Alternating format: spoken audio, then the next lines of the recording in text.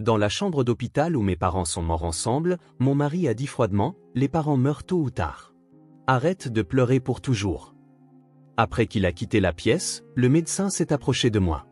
Madame, il y a quelque chose que vous devriez savoir sur la cause du décès de vos parents.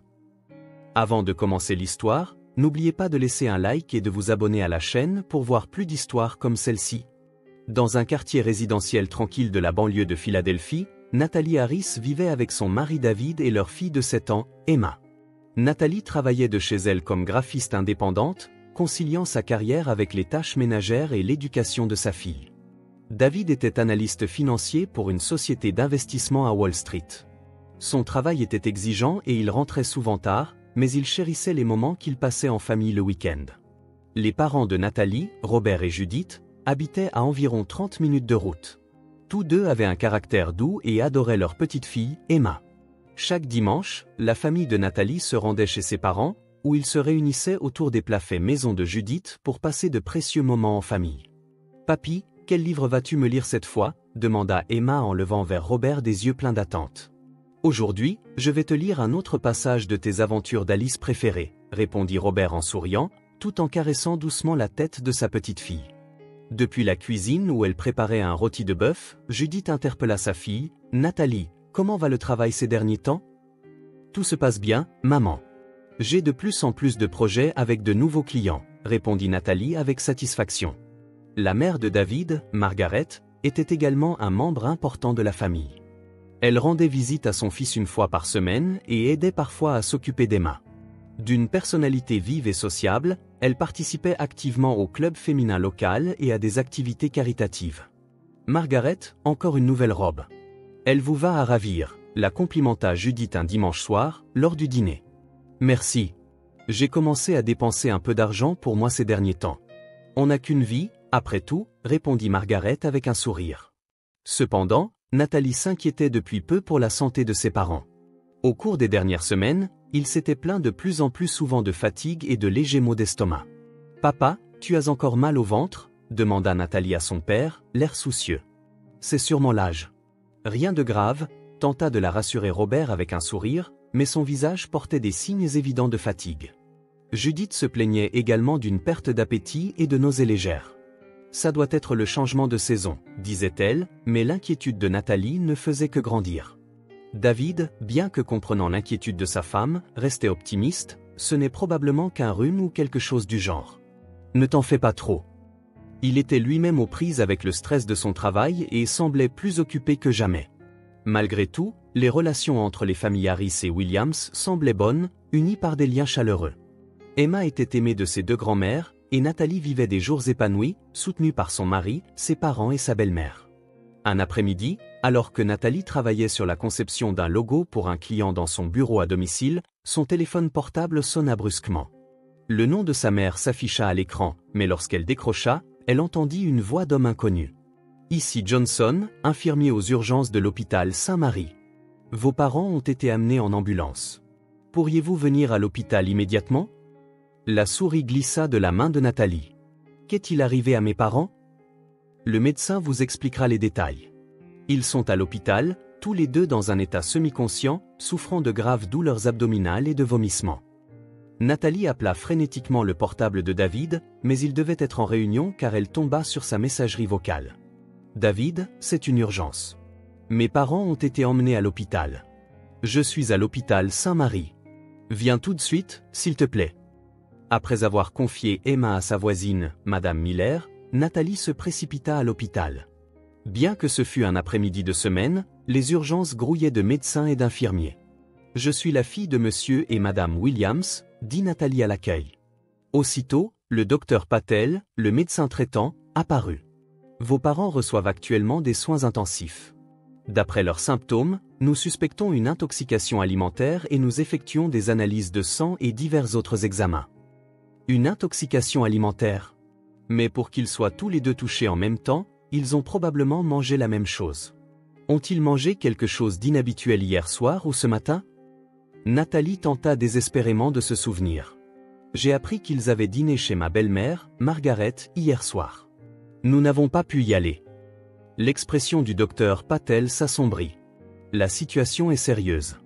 Ils sont tous deux sévèrement déshydratés et leurs valeurs hépatiques sont préoccupantes. Nous aimerions que les membres de la famille restent à proximité.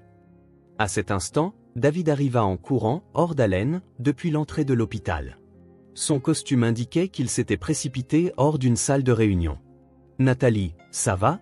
Comment vont-ils » « Je ne connais pas encore les détails, mais le médecin dit que c'est grave, » répondit Nathalie d'une voix tremblante. David serra sa femme contre lui. « Je suis sûr qu'ils iront bien. » Avec la médecine moderne, une intoxication alimentaire se traite rapidement. 1 heure plus tard, Margaret arriva également à l'hôpital. Le visage pâle, elle serrait fermement son sac à main. « Oh mon Dieu, ils étaient si vifs hier soir, » dit-elle presque en larmes. « Est-ce que c'est mon dîner qui a causé ça ? Robert et Judith semblaient tant apprécier ma cuisine. » « Margaret, ce n'est pas votre faute, » la réconforta Nathalie. « Ça devait être un mauvais ingrédient. » À la tombée de la nuit, l'état de ses parents s'aggrava encore. Robert développa une forte fièvre et Judith fut prise de violentes convulsions. Les médecins entraient et sortaient de la chambre sans cesse, et les infirmiers s'activaient frénétiquement. « Nous les transférons en soins intensifs », informa le docteur Patel à Nathalie. « Ils ont besoin de traitements plus spécialisés. » Nathalie décida de passer la nuit dans la salle d'attente, devant l'unité de soins intensifs. David lui dit « J'ai une réunion importante demain. Appelle-moi s'il y a du changement », et il rentra chez lui. Margaret, de son côté, déclara « Je m'inquiète pour Emma », et rentra également. Le lendemain matin, Nathalie se réveilla d'un sommeil léger sur une chaise. Elle avait mal au cou et au dos, et aurait voulu que les événements de la nuit précédente ne soient qu'un rêve. Mais le bruit des machines provenant de l'unité de soins intensifs la ramena brutalement à la réalité. Le docteur Patel apparut, le visage grave. « En fait, il y a quelque chose de préoccupant dans les résultats des analyses de sang. Les valeurs sont un peu différentes de celles d'une intoxication alimentaire typique. » « Que voulez-vous dire ? » « Nous devons faire des tests plus approfondis. Je ne peux rien affirmer de définitif d'ici là, mais... » Le médecin laissa sa phrase en suspens. David passa à l'hôpital pendant une pause de son travail. « J'ai expliqué la situation à l'entreprise et j'ai pris quelques jours de congé. Je ne peux pas tout te laisser gérer seul, » dit-il, mais son téléphone portable n'arrêtait pas de sonner.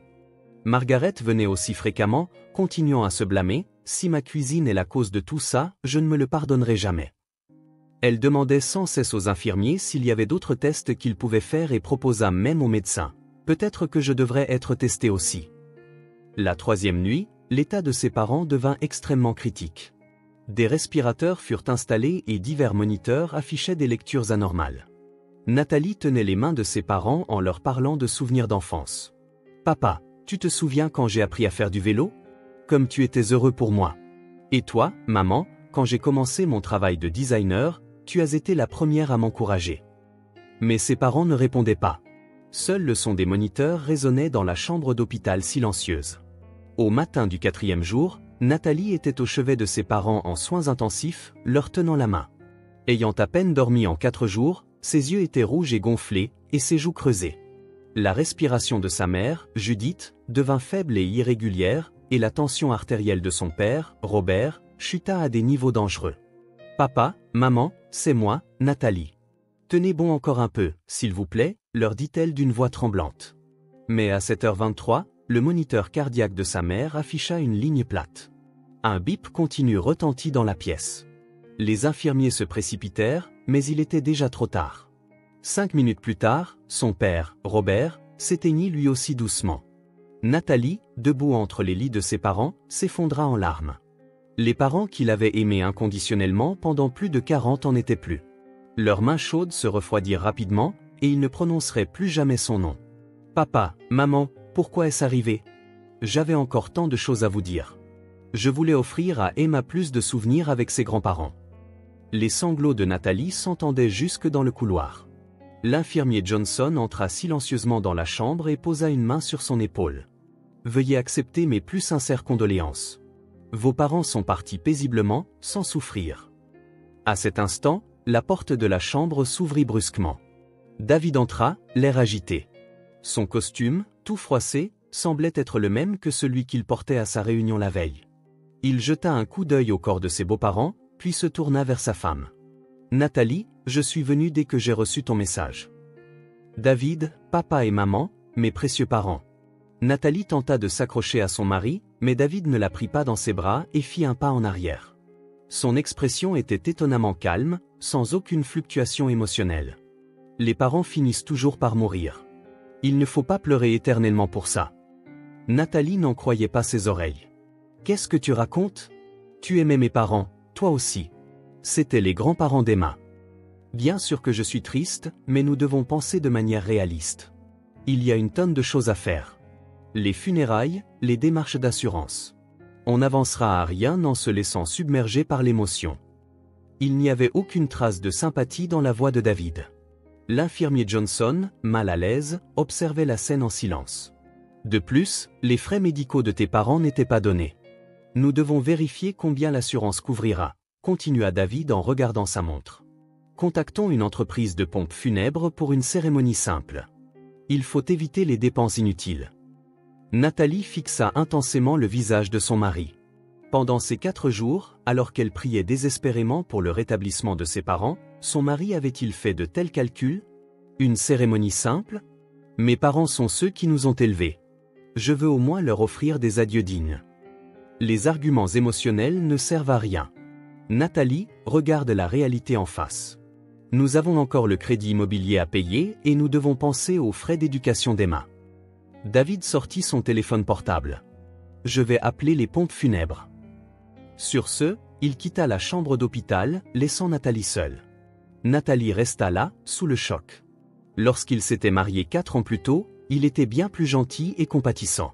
Après que l'infirmier Johnson eut refermé doucement la porte, le docteur Patel s'approcha d'elle, l'air solennel. Il tenait un épais dossier entre ses mains et son expression était plus sérieuse que jamais. Madame Harris, je dois vous parler de la cause du décès de vos parents. Nathalie leva vers lui son visage baigné de larmes. Ce n'était pas une intoxication alimentaire. Le docteur Patel regarda autour de lui pour s'assurer que personne d'autre n'écoutait avant de poursuivre. Les résultats des analyses de sang détaillées sont arrivés. Il ne s'agissait pas d'une intoxication alimentaire. Le médecin sortit des documents du dossier et les montra à Nathalie, mais les termes techniques et les chiffres étaient incompréhensibles pour elle. Que voulez-vous dire?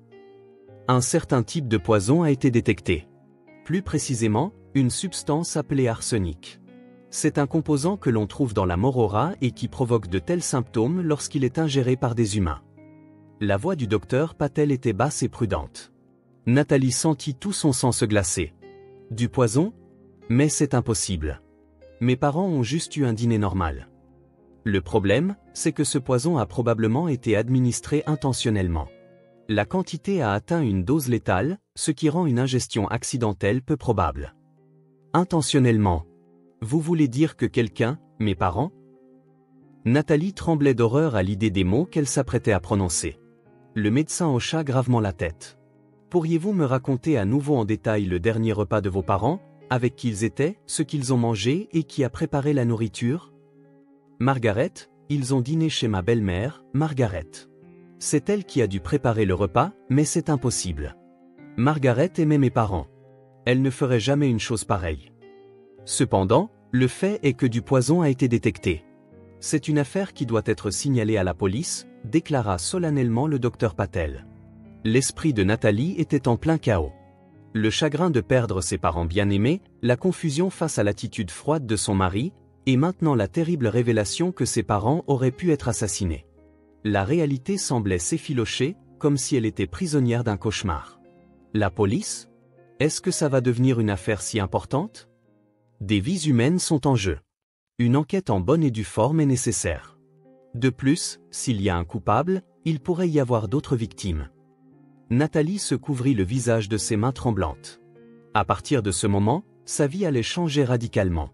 Non seulement elle avait perdu des membres chers de sa famille, mais elle allait devoir affronter la terrible vérité cachée derrière leur mort. Je comprends. S'il vous plaît, contactez la police. La voix de Nathalie tremblait, mais elle était empreinte de détermination. Le docteur Patel hocha la tête et se dirigea immédiatement vers un téléphone de l'hôpital. Nathalie se rassit au chevet de ses parents et prit leurs mains désormais froides. Papa, maman, je découvrirai la vérité. Je ne pardonnerai pas à celui qui vous a tué. L'enquête de la police commença rapidement. 2 jours après le décès de ses parents, Les inspecteurs Michael Rodriguez et Sarah Chen avaient déjà commencé des interrogatoires détaillés. Nathalie était assise dans son salon, face aux deux inspecteurs. Le dernier repas de vos parents a eu lieu au domicile de votre belle-mère, Margaret Harris. Est-ce exact? Confirma l'inspecteur Rodriguez. Oui. Mardi soir, j'ai appris que mes parents étaient invités à dîner par ma belle-mère, répondit Nathalie, la voix encore tremblante de chagrin. Et vous et votre mari n'y avez pas assisté ce soir-là? Poursuivit l'inspectrice Chen. Nous n'avons pas pu y aller à cause d'un événement scolaire d'Emma. David avait aussi dit qu'il rentrerait tard du travail. L'inspecteur Rodriguez hocha la tête en prenant des notes. Comment étaient les relations entre Margaret et vos parents? Très bonnes. Ma belle-mère chérissait mes parents comme les siens. C'est pourquoi je n'arrive pas à croire qu'une telle chose ait pu se produire. Ce soir-là, les inspecteurs se rendirent au domicile de Margaret. Sa maison, dans un quartier résidentiel calme, était bien entretenue, avec des fleurs colorées qui s'épanouissaient dans le jardin. Margaret, merci de nous accorder de votre temps, la salua poliment l'inspecteur Rodriguez. Margaret les accueillit, le visage pâle. Officier, je suis sincèrement désolé pour Robert et Judith. Dire que ma cuisine en est la cause? En fait, de nouveaux éléments sont apparus concernant la cause du décès. Nous avons un mandat de perquisition, déclara l'inspectrice Chen en présentant les documents. L'expression de Margaret changea complètement. Un mandat de perquisition? Mais je n'ai rien fait. Nous vous demandons de coopérer. Lorsque l'équipe de perquisition fouilla minutieusement la cuisine, ils trouvèrent une petite bouteille en verre cachée au fond d'un placard. L'étiquette indiquait « Morora à l'arsenic » et le contenu était presque vide. Margaret, pourriez-vous nous expliquer cela? Lui demanda l'inspecteur Rodriguez en lui montrant la bouteille dans un sac de preuves. Je ne sais pas. Je ne me souviens pas avoir acheté quelque chose comme ça, ni à Margaret d'une voix tremblante. Cependant, une enquête plus approfondie révéla que les images de vidéosurveillance d'une quincaillerie locale montraient Margaret achetant de la Morora 3 semaines plus tôt. En parallèle, des interrogatoires étaient menés sur le lieu de travail de David. Ses collègues de la société financière témoignèrent de son comportement récent. David semblait être sous une pression considérable ces derniers temps, témoigna son collègue Richard Smith. J'ai entendu dire qu'il avait subi des pertes importantes dans ses investissements. Quelle était l'ampleur de ces pertes? Demanda l'inspectrice Chen. Je ne connais pas les détails, mais je pense que c'était de l'ordre de plusieurs millions de dollars. Son attitude avait clairement changé au cours des derniers mois. Lorsque les inspecteurs examinèrent les dossiers financiers de David, des faits choquants furent révélés. Il avait perdu 8 millions de dollars dans des investissements en crypto-monnaie et avait emprunté auprès de plusieurs institutions financières pour combler le déficit. De plus, on découvrit que les bénéficiaires des polices d'assurance vie de Robert et Judith avaient récemment été changés au nom de David. Votre femme était-elle au courant du changement de bénéficiaire? Demanda l'inspecteur Rodriguez à Nathalie. Je n'en avais aucune idée. Je n'arrive pas à croire que mes parents aient pu faire une chose pareille. Le montant est de 5 millions de dollars par personne, soit 10 millions au total. À ce moment, le téléphone portable de l'inspectrice Chen sonna. Après avoir terminé l'appel, elle rapporta une information importante. L'examen des dossiers financiers de Margaret Harris a révélé des dettes de jeux au casino. Le total s'élève à 10 millions de dollars. L'inspecteur Rodriguez fronça les sourcils. 10 millions de dollars? Une retraitée avec une telle dette. Elle jouait continuellement dans les casinos d'Atlantic City depuis 2 ans. Cela avait commencé modestement, mais la dette avait augmenté à mesure qu'elle essayait de récupérer ses pertes. Une preuve encore plus décisive fut trouvée. L'examen des relevés téléphoniques de David et Margaret révéla qu'ils avaient été en contact fréquent pendant la semaine précédant l'hospitalisation de ses parents. La récupération du contenu des appels révéla des conversations effroyables. « Maman, nous n'avons plus le temps. Ma situation financière a atteint ses limites, elle aussi, disait la voix de David. Mais Robert et Judith sont des gens si bons. Est-ce juste de faire ça? Répondait la voix hésitante de Margaret. Nous n'avons pas le choix. L'argent de l'assurance peut effacer complètement mes dettes et les tiennes. Il n'y a pas d'autre moyen. Mais si on se fait prendre? On ne se fera pas prendre. Ce sera traité comme une intoxication alimentaire. C'est un plan parfait. Le vendredi soir, David et Margaret furent arrêtés simultanément. David fut placé en garde à vue sur le chemin du retour du travail et Margaret fut arrêtée à son domicile. En détention, ils finirent par avouer. Margaret, en larmes, déclara « J'étais submergée par mes dettes de casino et je n'avais aucune issue. Mon fils essayait de m'aider, mais je n'aurais jamais imaginé que cela irait aussi loin. » David, lui, resta calme. « J'avais besoin d'argent. Tes parents étaient riches, alors j'ai pensé que l'argent de l'assurance résoudrait nos problèmes. » Nathalie confronta son mari à travers la vitre du parloir. Ses yeux reflétaient un mélange de colère et de désespoir. « Pourquoi ? Pourquoi mes parents ? Des gens qui t'aimaient. » David haussa les épaules. « C'était du business, Nathalie. Ne sois pas émotive. »« Du business ? Tuer sa famille, c'est du business ? » C'était pour la famille, au final. Une fois libérés de nos dettes, nous aurions pu offrir une bonne éducation à Emma. Nathalie se leva. « Tu n'es pas ma famille. La famille ne s'entretue pas. La famille s'aime et se soutient. » Sa rencontre avec Margaret fut similaire. La femme qui avait été autrefois une belle-mère aimable lui semblait maintenant une étrangère, un monstre. « Nathalie, je suis désolé, mais je voulais juste aider mon fils. J'étais noyé sous les dettes. Valait-il la peine d'être aidé au point de tuer mes parents ? Ce que vous avez fait, c'est un meurtre. » Lorsque la vérité fut révélée, Nathalie sombra dans un profond désespoir. Non seulement elle avait perdu ses parents bien-aimés, mais le mari et la belle-mère en qui elle avait confiance étaient les coupables. Cette trahison lui déchira le cœur encore plus que la mort de ses parents. Un an plus tard, le verdict fut rendu au tribunal de district de Philadelphie. David Harris fut condamné à la prison à vie pour meurtre, et Margaret Harris à 25 ans de prison pour complicité de meurtre. Les accusés ont pris 2 vies innocentes par cupidité. Pour ce crime méprisable, nous prononçons le jugement sévère de la loi. La voix du juge résonna dans la salle d'audience. Nathalie écouta silencieusement le verdict depuis la galerie du public. À côté d'elle, Emma, âgée de 8 ans, tenait fermement la main de sa mère. La justice avait été rendue, mais ses parents disparus ne reviendraient jamais. Plusieurs mois après le verdict, Nathalie utilisa l'héritage de ses parents pour rembourser toutes les dettes de son mari et décida de quitter Philadelphie avec Emma. Elle choisit une petite ville côtière du Maine, la ville natale de sa mère, comme nouveau foyer. « Maman, notre nouvelle maison aura vue sur l'océan », dit Emma en regardant le camion de déménagement s'éloigner. « C'est exact. C'est la ville où mamie a vécu quand elle était enfant. Je suis sûre qu'ils veilleront sur nous, » dit Nathalie en caressant doucement la tête de sa fille. Leur nouvelle vie dans le Maine était calme et paisible. Nathalie ouvrit un petit bureau de design, acceptant des contrats d'entreprise et de particuliers locaux. Emma s'adapta également à sa nouvelle école et se fit des amis. Chaque matin, elle se promenait le long de la côte, et le soir, elle profitait de moments précieux à lire des livres à la bibliothèque. Pendant ce temps, la vie en prison était rude pour les 2 criminels. David fut rapidement méprisé par les autres détenus, considéré comme l'homme qui avait vendu sa famille pour de l'argent, et subissait de fréquentes agressions.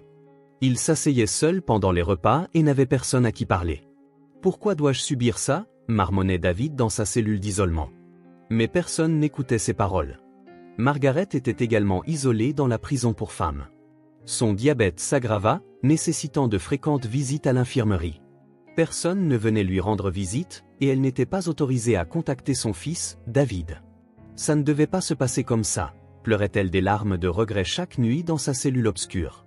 Au printemps de la 2e année, Nathalie et Emma se rendirent sur la tombe de ses parents. Sur les 2 pierres tombales étaient gravés Robert Williams, père et grand-père bien-aimés, et Judith Williams, mère et grand-mère bien-aimée. « Papa, maman, nous allons bien. Emma a d'excellentes notes à l'école, » dit Nathalie en déposant des œillets blancs sur les tombes. « Papi, mamie, je vais jouer du piano au prochain récital. S'il vous plaît, écoutez-moi, » ajouta Emma en déposant un petit bouquet. La brise marine caressa doucement leurs cheveux, comme si ses parents leur répondaient. « Maman, c'est quoi une vraie famille ?» demanda Emma sur le chemin du retour. Nathalie s'arrêta et regarda sa fille dans les yeux. « Une vraie famille, c'est quelque chose que l'argent ne peut pas acheter. C'est possible uniquement avec de l'amour et de la confiance. Peu importe les difficultés, ses membres se soutiennent et ne se trahissent jamais. C'est ça, une famille. » Papa et mamie Margaret n'étaient pas une vraie famille. Malheureusement, non. Mais Emma, nous avons l'amour d'une vraie famille. L'amour que nous avons hérité de papy et mamie. Emma hocha la tête. Maman et moi, nous sommes une vraie famille. C'est exact. Et nous vivrons des vies fortes, pour que papy et mamie puissent reposer en paix au paradis. Alors que le soleil couchant plongeait dans l'océan, la mère et la fille rentrèrent chez elles, main dans la main. Ce qu'elles avaient perdu était immense, mais pour ces deux êtres qui avaient appris le sens du véritable amour et des liens authentiques, un avenir rempli d'espoir les attendait. Pour que la tragédie de la perte d'être cher à cause de la cupidité ne se répète jamais, Nathalie continuerait d'enseigner à sa fille la véritable signification de la famille.